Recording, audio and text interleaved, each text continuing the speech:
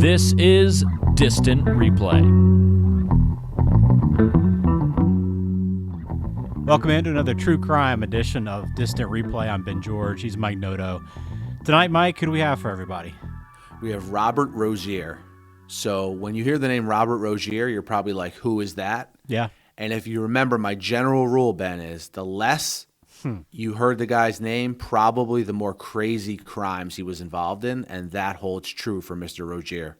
Yeah, we've done about 20 of these probably true crime podcasts, and that has been the running theme. The less you know of somebody, if they're making their appearance on the podcast, something crazy went down. So I'm looking forward to hearing about Robert Rozier. I'll remind you, though, too, you can find us online, distantreplaypodcast.com.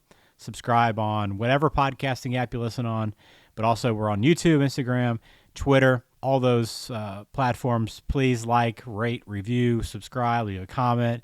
We'd love to hear from you if you listen to the show. We've heard from a lot of people so far, and we do appreciate all the feedback. So, all right, Mike, I want to hear what this is about. So let's jump into it. I think we do need to start, though, with Robert, with a little bit of background on who he is. Yeah, we'll start with a little bit of background. I'm going to go through this quick. So Robert Rozier is from Rancho Cordova, California. He played football at Cal Berkeley, right? In college, he's one of these guys, Ben, that was a good player, but had a lot of off-the-field kind of issues. And his issues seem to stem around being angry a lot and also abusing drugs. So Not a good combination. He left Cal Berkeley sort of abruptly. But to show how talented he was, he did actually get drafted despite having a very limited college career. He got drafted in the 9th round of the 1979 draft by the Cardinals. Okay, very short career, would only last one season with the Cardinals, playing in 6 games, starting none of them.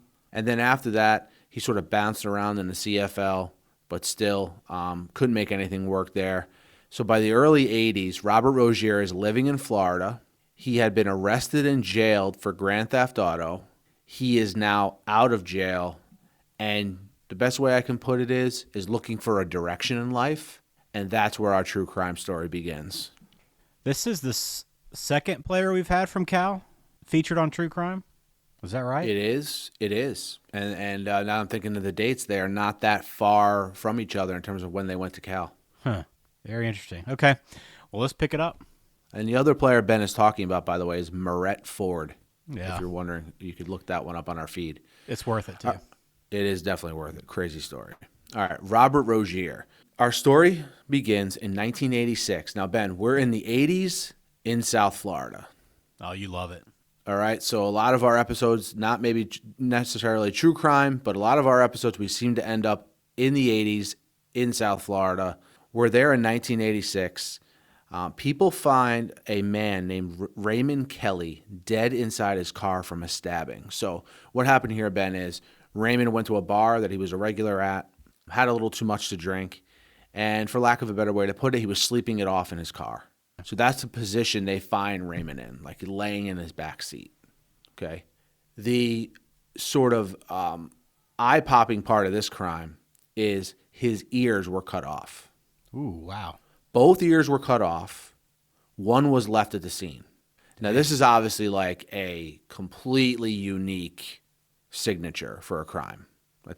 That's the first thing the police note is like, wow, it's very odd that someone's both ears would be cut off. His wife says, hey, look, my husband had no enemies. They gave him the cops information on a gun that he had, and she gave the cops the serial number information for that gun, and that gun was not in his car.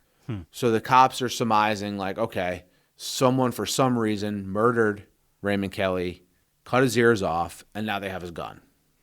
Wow. So the police go back and check for similar crimes. They're like, you know what? We don't think we're going to find any similar crimes where ears were cut off, but we're just going to search for them anyway, just to see kind of if anything comes up, right? So they go back and check for similar crimes, and to their surprise, they find 2 recent murders in the Miami area where ears had been severed. Okay. Dang. One was a Vietnam vet who was stabbed while he was staying in a motel, and the other was a victim found in a park. Now, one thing to keep in mind is this hotel and this park where these 2 victims were found were close together. Okay. The only similarities between these victims are they're all white males and they're all alone at the time they were killed. But that's So it it. sort of seems like someone's stalking for victims, seeing these guys alone, and sort of acting on it. Okay. All right. 2 weeks after Kelly's murder, okay, they're investigating. Now the cops are investigating Kelly's murder. Now they're interested in these other 2 murders I just mentioned. And 2 weeks after Kelly's murder, the killer strikes again.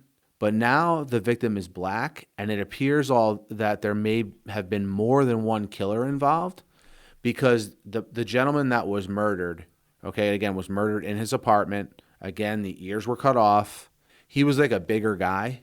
So the thinking was the odds of one person being able to take this guy down and for him to be killed in the manner he was is not likely. Okay? Huh. Now, the police do have a couple clues that were left. So remember, we have the gun taken from Raymond Kelly. It's important to remember. And in this crime scene, we have someone leaving a handprint on the door jamb on their way out. So it was clear, like someone reached onto the door jamb while they were leaving and left like a pretty clear handprint on the door jamb. Now, back then, Ben, you know how now you can run handprints and run them against the database? Yeah, very common. Well, the way it was done back then was the opposite. You needed to have a suspect in mind and compare their print to the one you had. Does that make sense? Yeah, you just didn't have a database full of fingerprints. You could just pop it in and let it see what the results were. You actually had to compare it with something specific. Exactly. So for that reason, the prints just kind of yield no results. The cops at this point, Ben, they have 4 people murdered. They're pretty confident that they're linked in some way because of the unique signature with the ears, but they have no leads. And the case is going cold, all right? Now, the next part of our story here is when things start to get interesting, all right? There's an incident at a apartment complex in Opelika, Florida, all right, where police were called to a scene. They find 2 victims stabbed to death with their ears cut off. But the difference in this one is the cops got there relatively fast, and they chased down one of the suspects. So they're chasing the suspect. The suspect thinks he's in the clear, like I ran away from the cops, right? The suspect is actually taking a leak, thinking he got away, and oh, by the way, I have to go to the bathroom now. Oh, geez. While he's taking a leak, they arrest him and bring him in for questioning. What an idiot. Exactly. So now the unique situation about this killing was this. That same apartment complex earlier in the day had been the scene of a news story where there was a huge tenant versus landlord dispute situation brewing in that apartment complex. It was a situation where new landlord trying to get the tenants out. The tenants don't want to leave. They call the news and are complaining on the news about the landlords. Yeah. Okay. Now, of course, at least one of the tenants that was found killed was one of the tenants very prominent in that news broadcast criticizing the landlords. All right? Huh. So that's another thing that's important to remember here. So back to our suspect here. Police find the suspect. His name is Nariah Israel, right? Okay. They bring him in for questioning. Big guy, very standoffish, not saying anything about, not admitting anything about the crimes, his involvement, what have you. All right. When the cops search his car, they discover something very interesting. They discover 4 knives and a robe. Now, robe? the unique, You said a robe? like a white robe. Okay.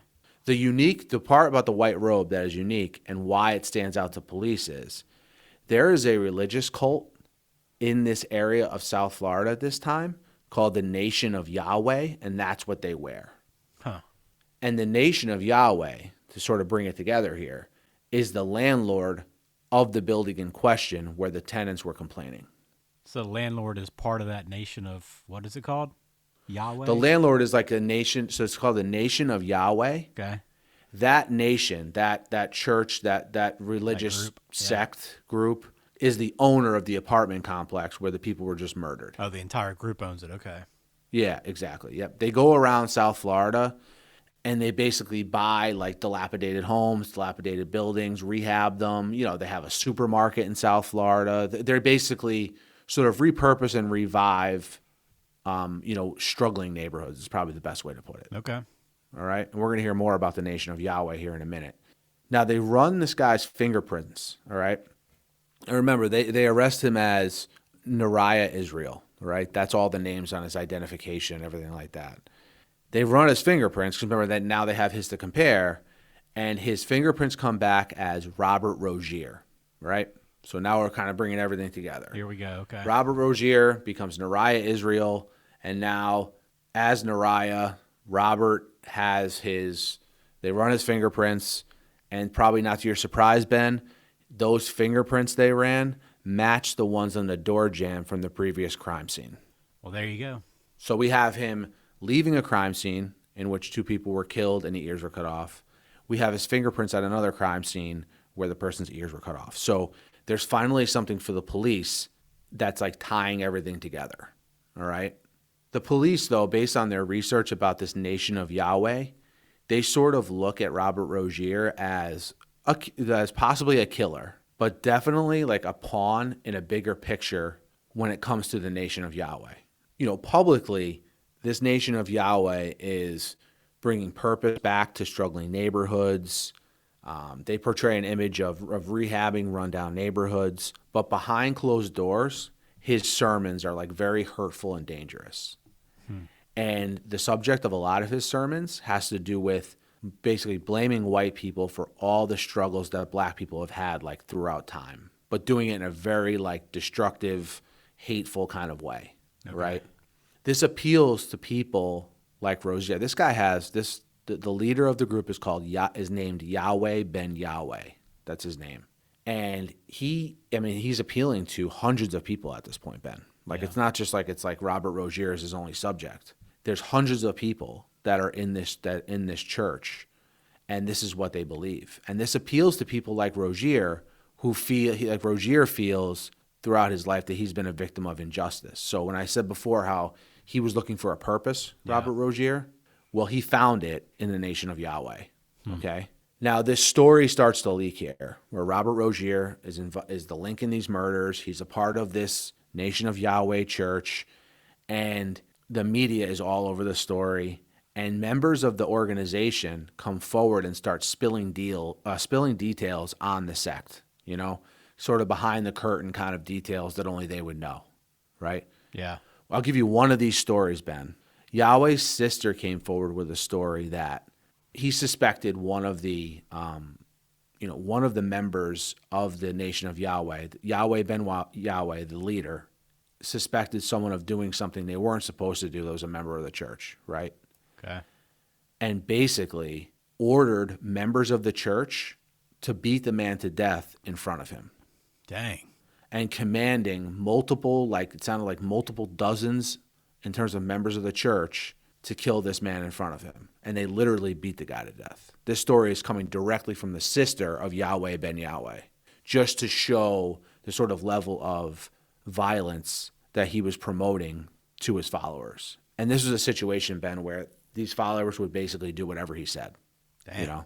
That's pretty intense. We've heard of these kind of, I guess kind of cults over time. I don't know if we want to classify this one as that or not, but it definitely has all the markings and commonalities of those other groups. Yeah, exactly. So where we're at in our story now is the investigators are trying to get Rozier to break ranks like these other people are, because they're trying to get him to cooperate. So like, look, we have you nailed for at least 4 murders, right? And you can either like get the electric chair or you can cooperate with us. Those are like basically your options at this point. Simple choice, it seems like. Yeah, but Rozier, though, at first is like, no, I'm going to fight the case. But what happens sort of in the meantime is Yahweh ben Yahweh publicly is feeling a lot of heat, right? People are coming down on his religious sect, saying, sort of putting 2 and 2 together that maybe he's promoting this violence that Rozier was involved in. And he publicly breaks ties with Rozier. Like literally they had news outlets come out, and this Ben Yahweh publicly crossed his name off the roster of followers. Like, there's literally like a list with everyone's name, and they showed him crossing off Rozier's name. Okay, or Nariah Israel, what the name he was going by.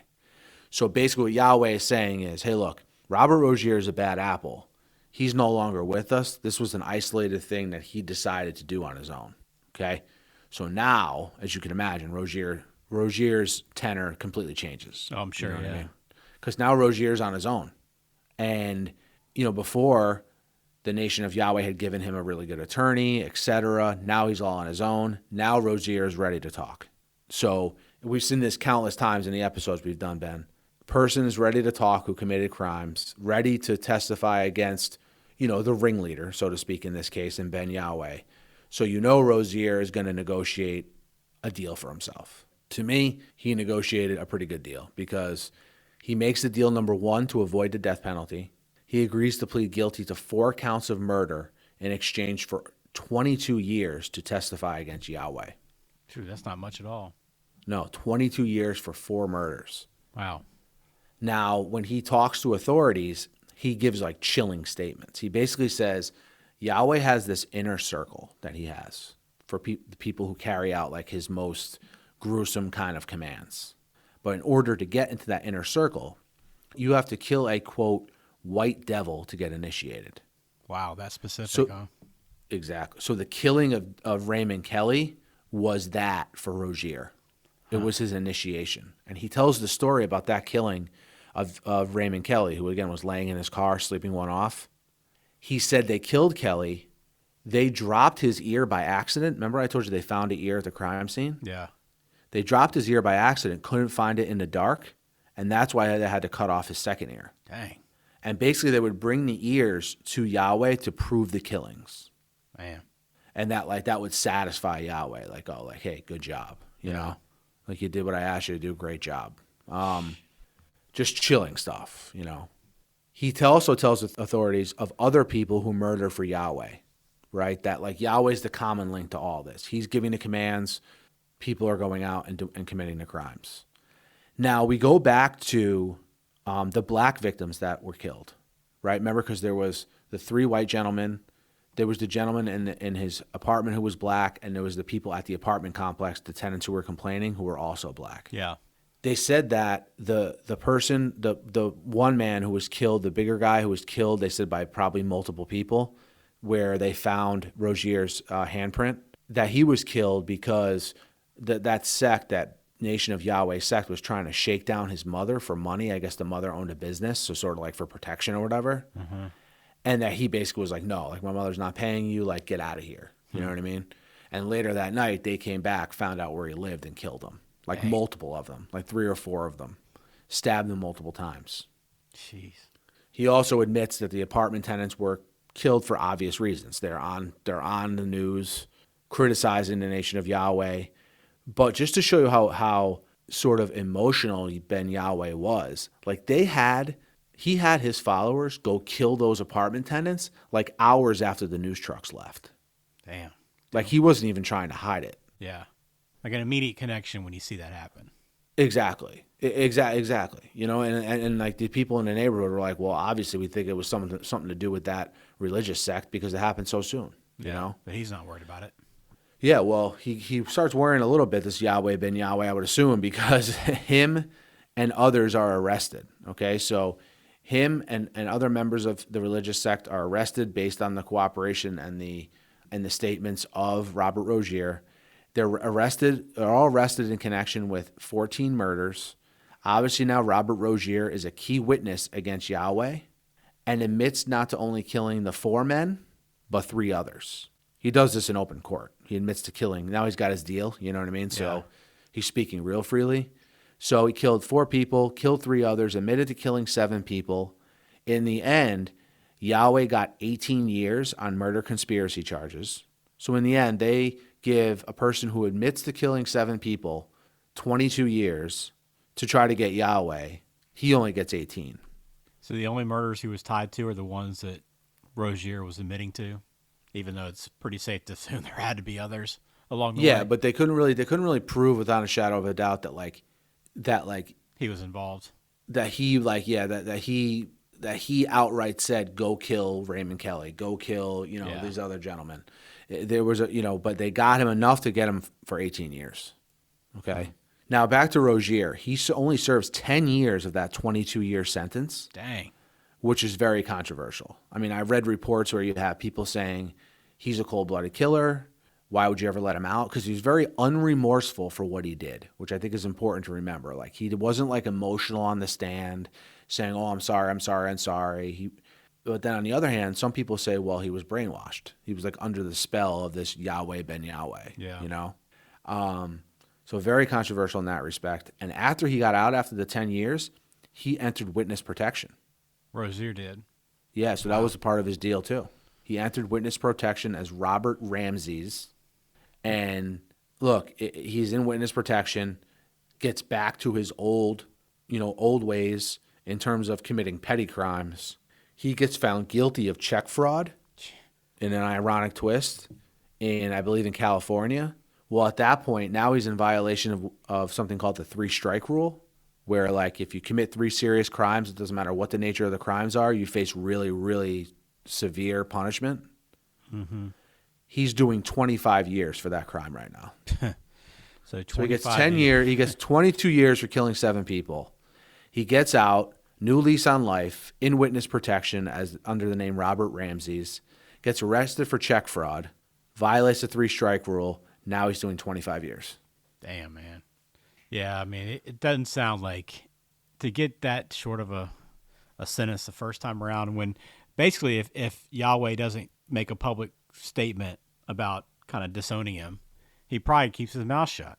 Like that seems like that's the only reason why he acted out and admitted to everything, right? Yeah, he probably would have took the death sentence. Yeah, because if he didn't agree to that deal, that's what was coming, the electric chair. You know, and you know the question is in this case that people still ask today is, you know, was he brainwashed by Ben Yahweh, or was it Rozier just a criminal, and Ben Yahweh might have given him the push, but eventually, you know, Rozier's a madman, and this stuff was going to happen anyway. Yeah. And there's people who think like, hey, thankfully, all he got put in jail for was check fraud because they think he eventually would have went back to his murderous ways, you know? So just a very, very controversial case. And then, you know, there's people who study cults for a living because basically what this Nation of Yahweh was, say, you know, it's hard to believe that someone could get under someone's spell so much that they would do things like this, but it does happen, you know? So just a crazy story all around. And I thought it would be a good one to share on a podcast. You know, I'm surprised. It was a good story, by the way. I'm just surprised that I've never heard of Yahweh ben Yahweh. It seems like this is one of those kind of situations where it would have blown up a little bit more. I guess because I don't know how many people were tied to him that got arrested for anything over the years. So maybe there wasn't a big blow up. You know, they didn't drink a bunch of Kool-Aid at the end or whatever. So we don't know about it. But it seems like this would have been somebody you'd at least have heard about in passing in some respect, but I've never heard the name before. Yeah, the only thing I could find on him, well, there's a lot of stuff on him online right now that you'll research it, but as far as like anything you could watch, Oxygen did a special on him. I don't know if you know Oxygen, the channel Oxygen. They do a lot of true crime stuff, and they did they did an episode on, not Robert Rozier, but they did it on Yahweh ben Yahweh. So that may be worth watching for people who want more clarification on just like how his organization worked. But the most popular, you know, figure to come out of that organization other than him was Robert Rozier. He eventually died at age 71, did Ben Yahweh in 2007. So very interesting story, Mike. I'd never heard of either one of those guys, anything about that, but it is obviously a huge deal when you have not only multiple murders, but the ears being cut off and kind of having that common thread. It seems like it would be a little bit more well known, but maybe it is, and this is something I've never come across, but definitely a pretty crazy story. Yeah, and this was another listener suggestion. We've gotten this suggestion a lot, Ben. Really? Like, this is one of like the top 5 most requested ones, so I'm glad to get it done for everyone. So a lot of, this is one I think like if because of how gruesome the crimes were and the number of murders and the connection to the cult, I think it's one when people search for it online, it comes up, search for, people involved, sports people involved in crime. I think it comes up a lot. So I'm glad to do it for the audience and looking forward to our next one. Yeah, very good. Thanks for that recommendation. Send it in to us again. You can comment on this video on YouTube if you're watching it there. If you're listening on any of the podcast platforms, you can always shoot us a message on Twitter. We're there, but also on the website, distantreplaypodcast.com. You can connect with us there as well. So many different options, and we do love hearing from you. We do appreciate all the feedback we get, as always, and we'll have more true crime to come, plus games and documentary recaps. Still a lot to come. So hit subscribe, rate, review, and leave us a comment when you get a chance. We'll talk to you again on the next episode of Distant Replay.